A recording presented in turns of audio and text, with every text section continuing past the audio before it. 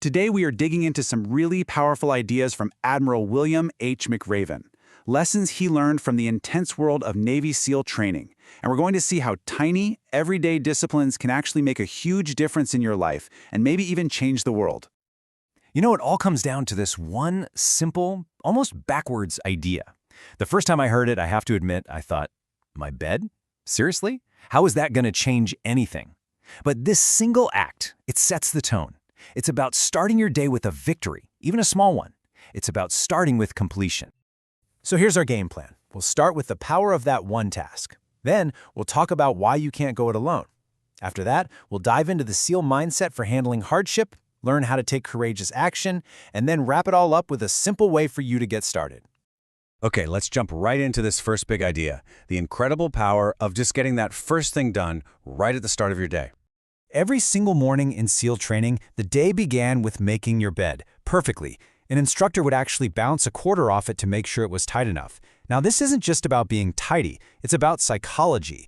When you complete that first task with excellence, you get a small jolt of pride. It proves the little things matter, and it builds momentum for the next task, and the next one after that. So here's a little challenge for you. For the next 7 days, just make your bed every morning. And I mean, do it well. And then just notice what happens. That little bit of order might just be the push you need to finally tackle that messy desk or clean out your inbox. You're trying to create a chain reaction of accomplishments, and it all starts with that one simple win. All right, moving on to our next point. This is where we go from individual discipline to the power of the group. Because let's be honest, nobody, and I mean nobody, succeeds all by themselves. In training, recruits had to lug these heavy rubber rafts absolutely everywhere. They'd paddle them through rough surf, run with them over their heads. It was just brutal. But it taught them something essential. If one person got sick or was just too exhausted to go on, everyone else had to dig deeper. They had to paddle harder for the team to make it.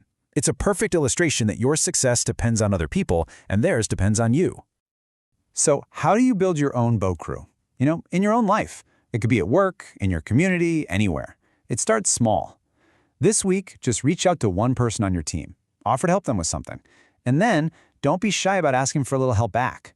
The key is to build those bonds of trust and support before you hit the rough water. Okay, now we're getting to the real heart of the SEAL mindset.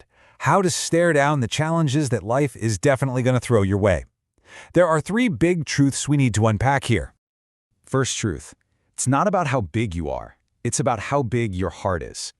McRaven tells this great story about a huge instructor looking down at this tiny recruit, telling him he'd never survive the punishing waves. The instructor whispered something to him. Later, the recruit said the words were simple, "Prove me wrong." And he did. Your determination, your grit, that will always, always beat raw talent in the long run. And guess what? You can actually build that grit. Pick one thing that makes you a little uncomfortable. Maybe it's a cold shower, a really tough workout, or reading a difficult book. Just do it for 10 minutes a day and keep track of it. You're not just doing a task here, you're actually forging your own willpower. The second truth about hardship is a tough one. Life is not fair.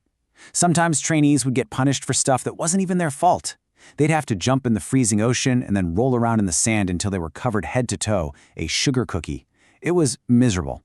But the lesson was critical. You can't control your circumstances, but you can always control your reaction. Don't complain, don't blame anyone, just drive on. The whole point is to focus on what you can still do. So the next time something unfair happens, and it will, don't let yourself get stuck on it. Instead, immediately think of one small useful action you can take to move forward and then do it right away. And that brings us to the third truth. It's one thing to accept that life is unfair, but what about when you just plain fail? What happens when you try your best and you still don't measure up? In SEAL training, failing an event meant you got a trip to the circus. That was 2 extra hours of the most grueling exercises you can imagine. Trainees were terrified of it. They thought it was a downward spiral. But something amazing happened. All those extra workouts, they actually made the trainees stronger. The very punishment for their failure became the source of their new strength. Failure can make you better, but only if you let it. So don't just brush your failures under the rug. Use them. Take a recent setback, pull out 3 clear lessons from it, and turn those lessons into actual training drills you can practice. Think of failure not as the end, but as a roadmap showing you exactly where you need to get stronger. So, we've built up our discipline, we've worked on our resilience. Now it's time to switch from just reacting to adversity to proactively going out and taking charge.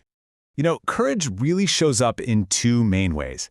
First, there's the courage to dare greatly, to get out of your comfort zone and go after an opportunity. The second kind of courage is about standing up to bullies, to face down fear and intimidation with calm, prepared action. So here's how you can practice both. This week, take one calculated risk, and also get ready for that one difficult conversation you've been putting off. All right, we have covered a ton of ground, so let's wrap this all up into one final empowering idea. How do you actually get started with all this? Here it is, your 2-week experiment. It's really simple. Don't try to do everything at once. That's a recipe for failure. Instead, pick just one discipline we've talked about today, whether it's making your bed, that grit exercise, whatever speaks to you. Then, commit to it for 14 days. Track it. Pay attention to how you feel. And at the end, just see what's changed. Because that, right there, is the real secret behind all these lessons. It all begins with one small act, done over and over again, that creates a ripple effect across your entire life. So the only question left is, what's yours going to be?